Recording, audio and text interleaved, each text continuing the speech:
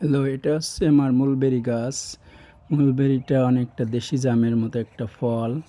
এটা সকালবেলায় ইয়োগার্ট আর সিরিয়াল দিয়ে খেতে অনেক মজা।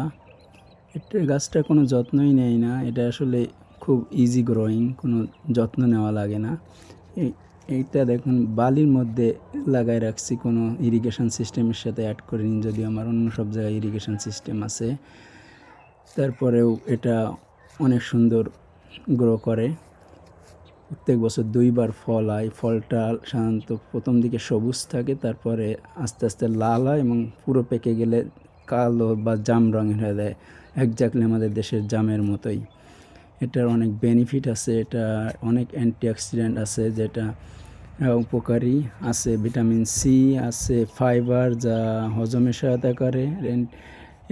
এতে যাদের ব্লাড সুগার নিয়ন্ত্রণ করে, যাদের ডায়াবেটিস আছে বা সুগার নিয়ন্ত্রণ করা দরকার, তাদের জন্য এটা খুবই উপকারী।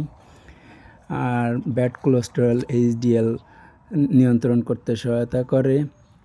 এটা শুধু নিউ ইয়র্ক থেকে ফ্লোরিডা পর্যন্ত সব জায়গায় গ্রো করা যায়। এটা খুবই হার্ডি।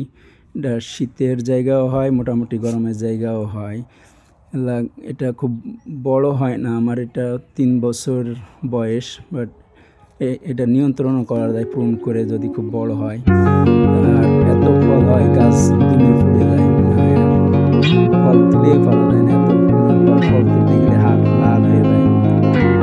এর রস লেগে অনেকটা জামের মতো।